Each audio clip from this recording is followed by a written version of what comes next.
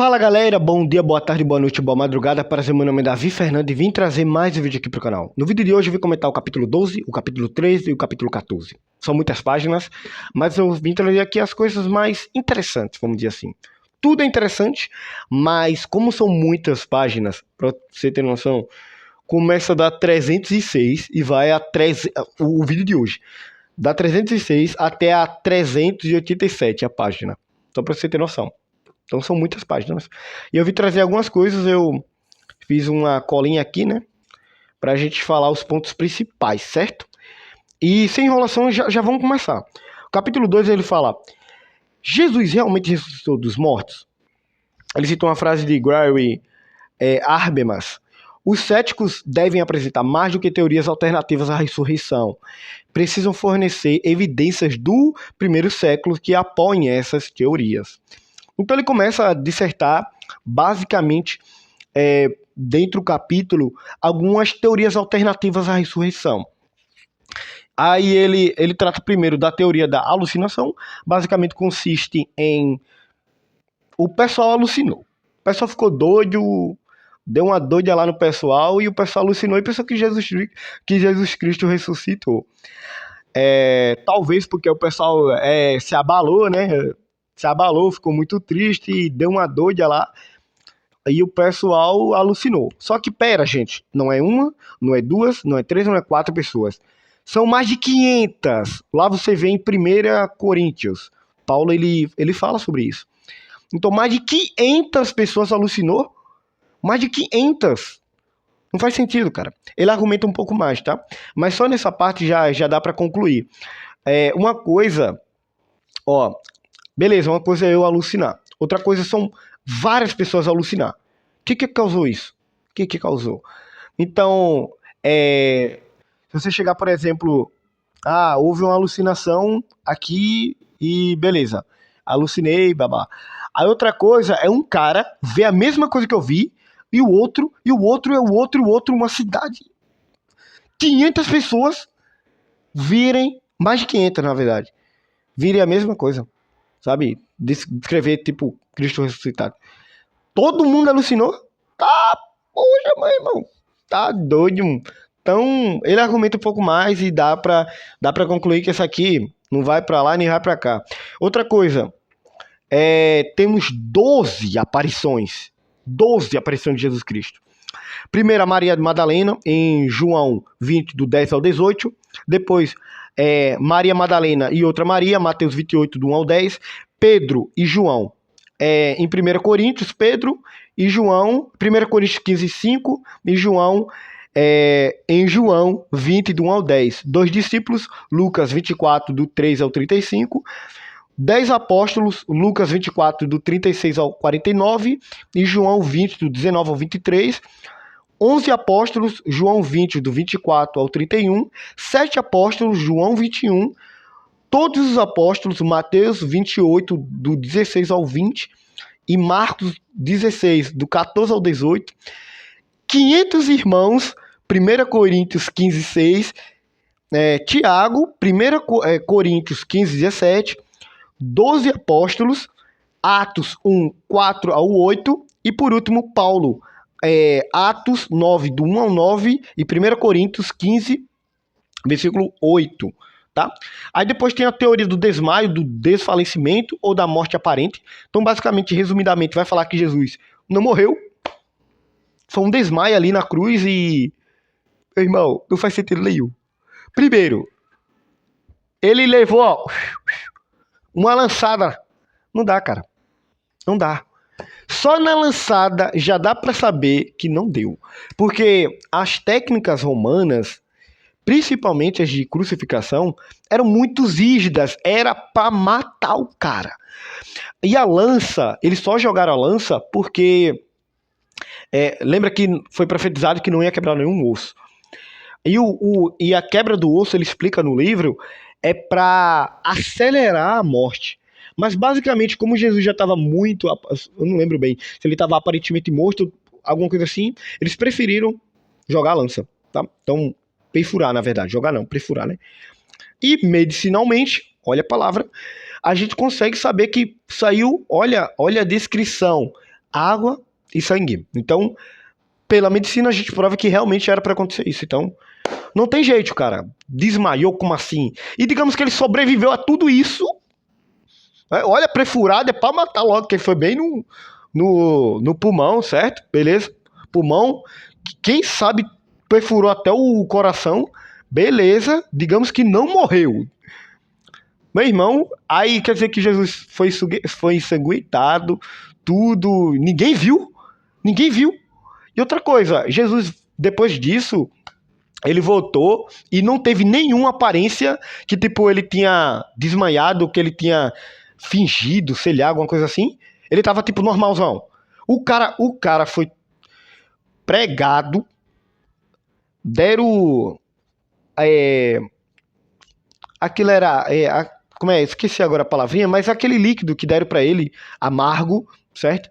Então, desidratado, poxa, sem sangue, perfurado, e o cara tá bem, tá falando com todo mundo depois da ressurreição. Da aparente. Que coisa, hein? Aqui ele trata mais. Aí depois, os discípulos roubaram o corpo no próprios evangelhos. Já tem essa teoria aí, mas não faz sentido nenhum. Não faz sentido nenhum. Digamos que eles estão inventando, certo? Eles estão inventando um evangelho. Aí eles estão roubando o corpo, mas botaram onde o corpo? Alguém ia achar esse corpo.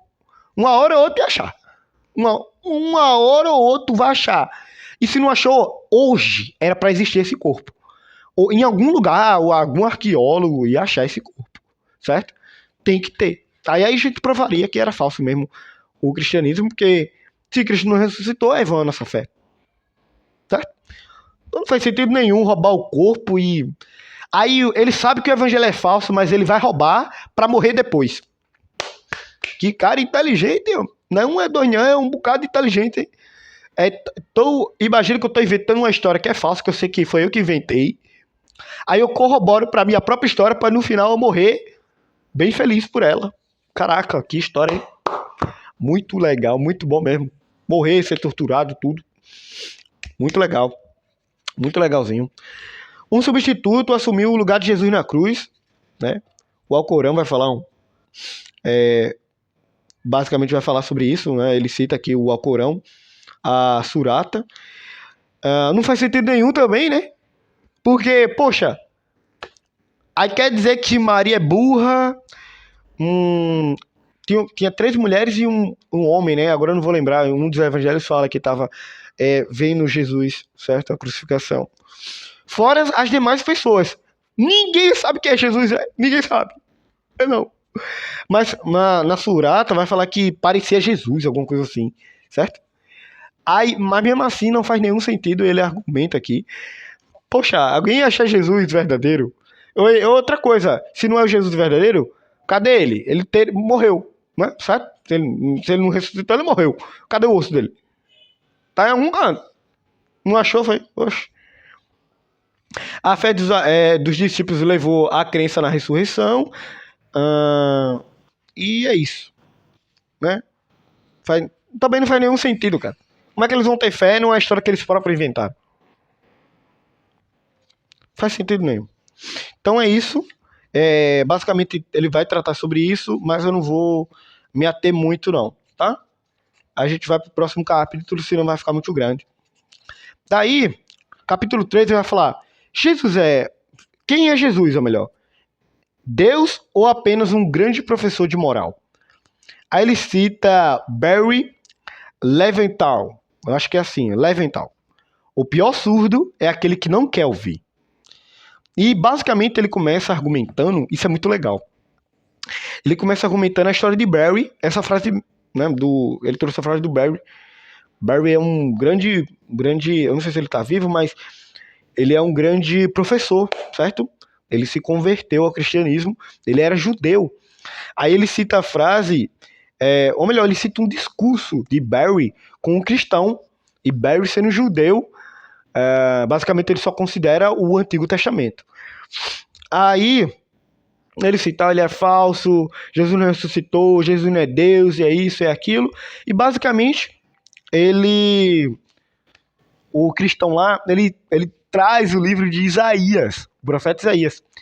E lá, o profeta Isaías, no capítulo 9, no capítulo 53 também, ele traz descrições, no capítulo 9, que Jesus era Deus, e no capítulo 53, que Jesus morreria pelas nossas transgressões, pelos nossos pecados e tal. Então, ele dá um choque. Na verdade, antes dele procurar, antes de Barry ler Isaías, ele ficou com muita... Ele não queria ler. Ele não queria. Mas ele falou que iria ler, sabe? Aqui no discurso é muito bom. Aí depois ele ficou, poxa, eu falei que eu ia ler, eu tô com raiva daquele cara, eu vou ler. Aí ele próprio se deu conta, poxa, as características aqui já tinham sido profetizadas anos, séculos atrás de Jesus. Então, quem é? Deus bateu perfeitamente com ele, com essa pessoa. Então, esse era o Messias. Então, pera, eu estou sendo enganado. Deixa eu perguntar ao meu rabi. O que o rabi fala? O rabi fala, olha, eu vou ser sincero, temos grande possibilidades que esse servo sofredor seria o Messias, tá? Seria Jesus Cristo. Só que ao longo do tempo, a maioria dos judeus, eles vão acreditar que não, né? Esse servo sofredor, se você ler, cara, vá ler, leia Isaías 9 e leia Isaías 53 e tira a sua conclusão, certo? Leia também, por curiosidade, no capítulo 14, ele traz também Isaías 61. Então, leia leia o livro todo, né? Um livro muito bom. Mas esses capítulos são capítulos assim, impressionantes, foi escrito séculos antes.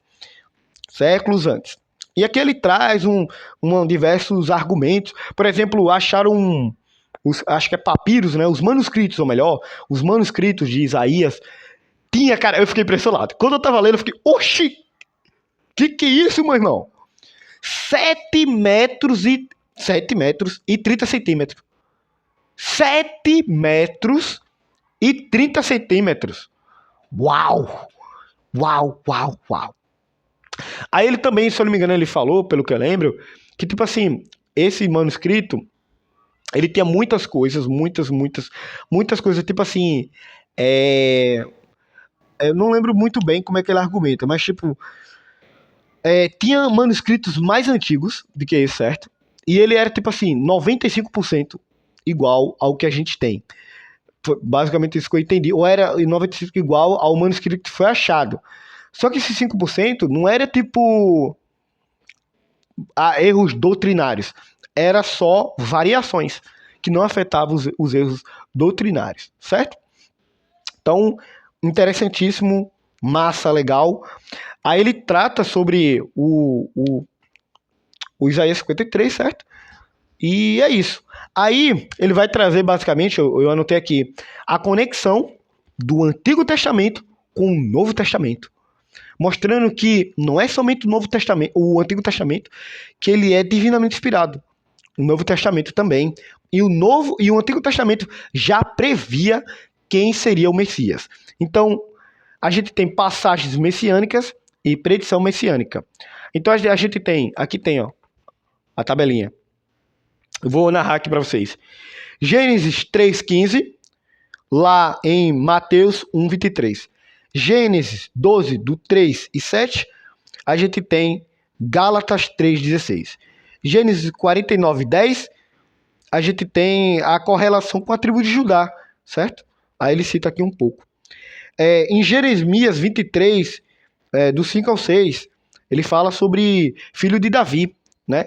Judá, né? Filho de Davi, descendência. Messias também veio, né? Isaías 9, 6, 7. Ele será Deus e tal, papapá, e ele governará. E Miqueias 5, 2, né, que falaria que nasceria de Belém, e também nasceu.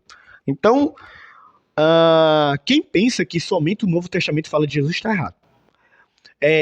Eu não sei onde que eu vi isso. Eu acho que eu vi no de teologia, que eu terminei bibliologia, o assunto bibliologia, que é o estudo das doutrinas das Sagradas Escrituras. Ou o estudo da Bíblia, vamos falar assim. Bíblia Sagrada. Lá ele fala bem assim, Jesus, ele estava oculto no Antigo Testamento e ele é revelado no Novo Testamento. Massa, né? Jesus, ele estava oculto no Antigo Testamento e ele é revelado no Novo Testamento. Muito massa. Outra coisa, outra fase que eu preguei ali. O autor da Bíblia é Deus. O intérprete da Bíblia, o Espírito Santo. E o assunto da Bíblia, Jesus Cristo. Tá? Muito massa, né? E depois ele fala sobre...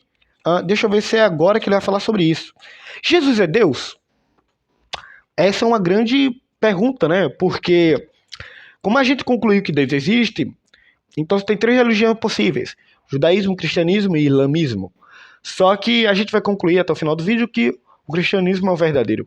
Porque o judaísmo ele vai acreditar que Jesus não é Deus. Só que não.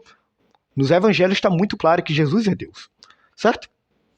Aí tem citação direta e indireta, só que eu vou citar uma de cada, sabe? Por causa do vídeo.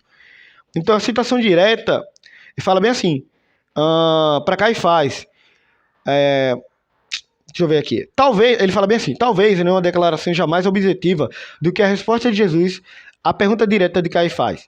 Você é o Cristo, o Filho do Deus bendito? Ele fala bem assim, sou. Disse Jesus, e vereis o Filho do Homem assentado à direita do Poderoso, vindo com as nuvens. Então, depois ele cita bem assim, o sumo sacerdote, rasgando as suas próprias vestes, perguntou, por que precisamos de mais testemunhas? Vocês ouviram a blasfêmia. Que acham? Todos os julgaram digno de morte. Marcos 14, do 61 a 64. Então, Jesus está afirmando claramente aqui ser Deus. Claramente. Né? Eles só queriam alguma coisa para acusar. Blasfêmia. Ele está afirmando que é Deus. Ele está afirmando que é Deus. Então tem outras também. Em João 8, do 56 ao 59, ele fala que eu afirmo que antes de Abraão nascer, eu sou. Quando você vai ler lá em Êxodo 3,14, se eu não me engano, ele vai falar bem assim, eita, e se o faraó perguntar um nome, e eu falo o quê? Diga que eu sou, te mandou, ou eu sou o que sou. Opa, aqui ele fala a mesma coisa. Lá quem falou foi Deus, certo? Deus Pai. Aqui quem fala é Jesus. Mesma essência. Mesma essência. Outra coisa que eu provaria também. Quando ele fala bem assim, eu não deixarei órfão, eu mandarei outro consolador. Outro é da mesma essência, com o mesmo poder, com a mesma, vamos dizer assim, mesmo poder, mesma essência. Outro igual a mim. Ele vos ensinará, ele lembrará. Então, quem é que veio? O Espírito Santo. O Espírito Santo é Jesus. Jesus é Deus. Logo, Deus é o Espírito Santo. Jesus é o Espírito Santo. Conclusão lógica, simples, cara. Outra coisa, afirmações indiretas. Eu sou o primeiro e o último. Apocalipse 1,17. Quem afirma isso? Deus também. É o Deus Pai, né?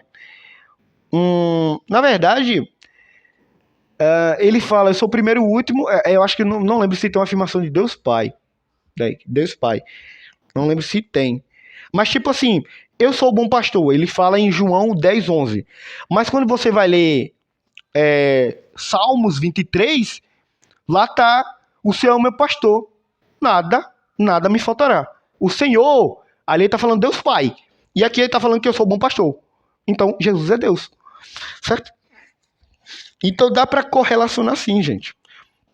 Eu sou a luz do mundo.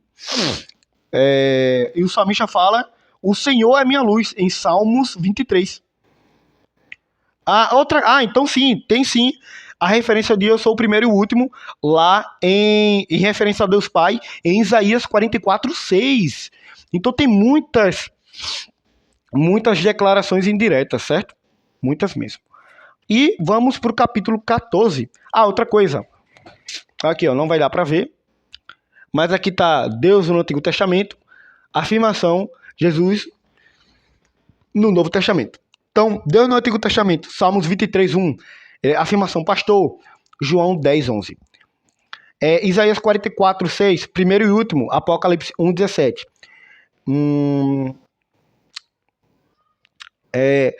Outro, vamos lá, porque para não coisar, né?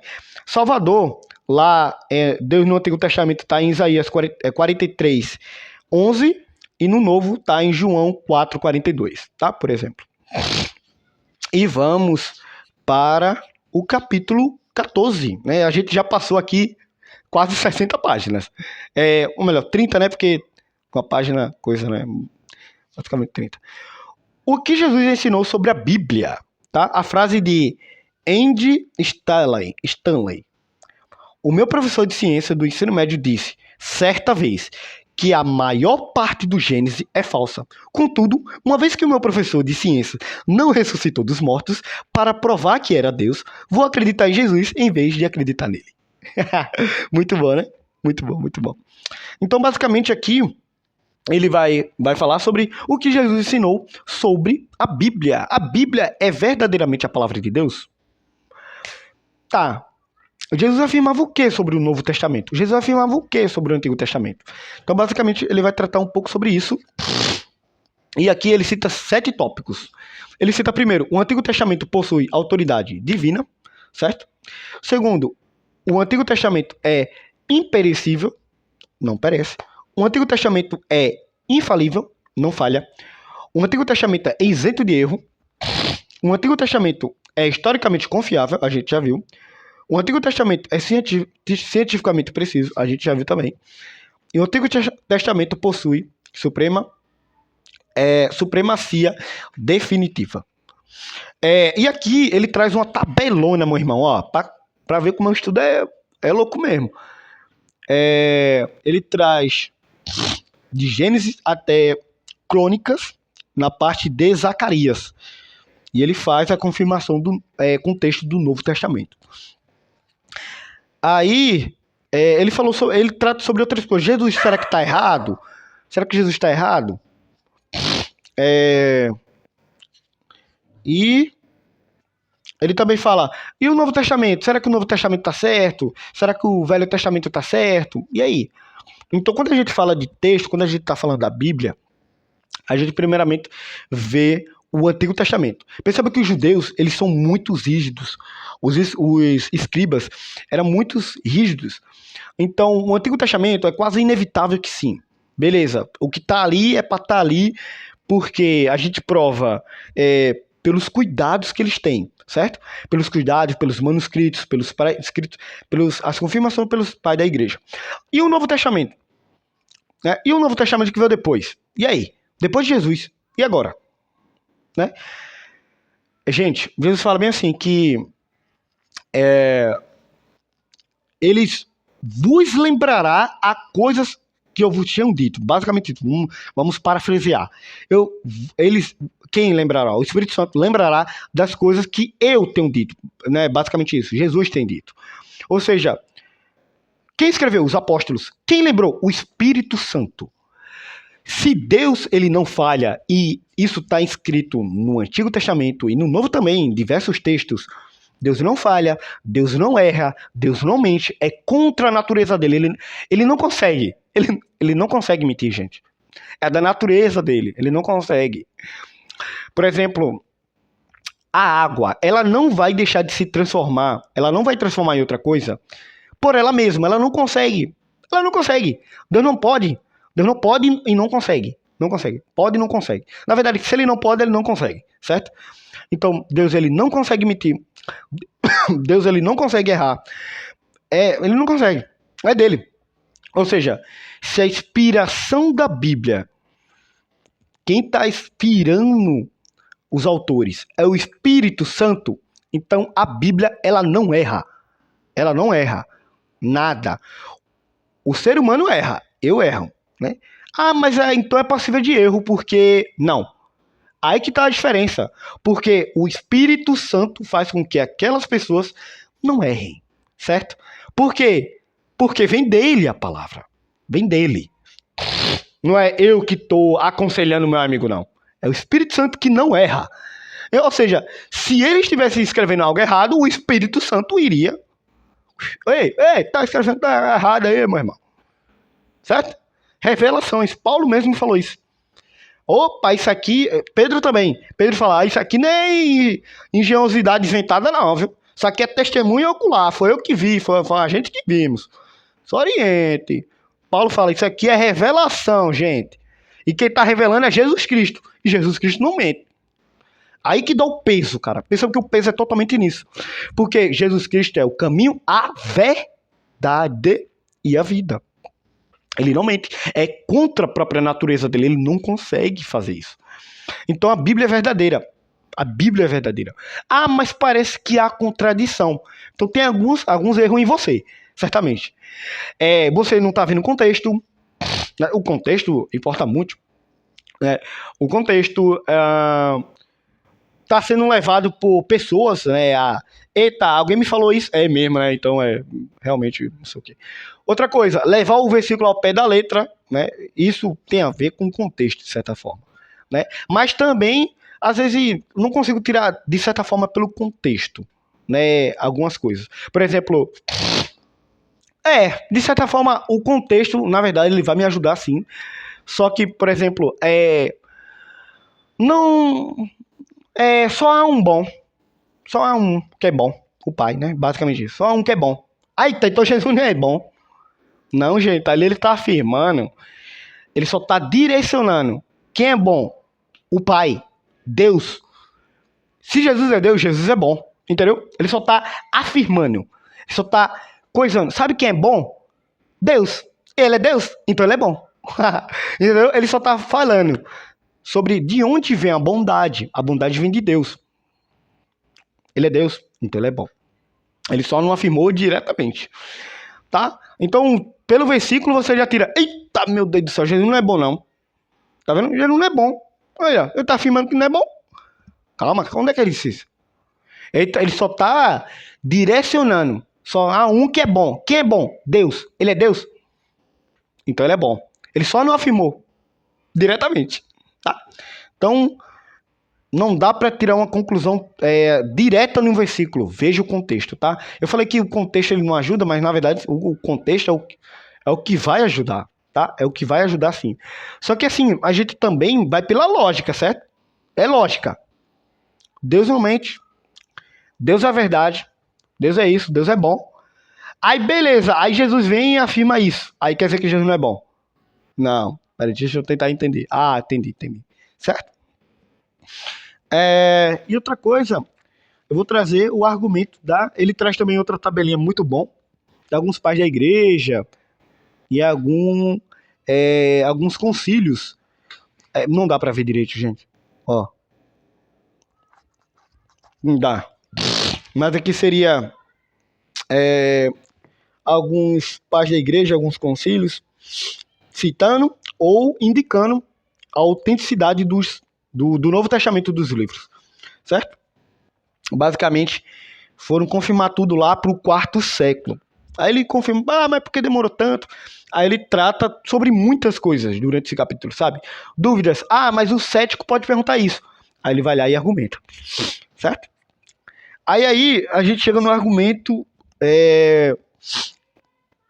que eu aprendi, né? Esse nomezinho, silogismo. Silogismo seria basicamente criado por Aristóteles. 2 premissas e a terceira é uma conclusão. Né? Que a gente já tratou argumento cosmológico, argumento teleológico e argumento moral.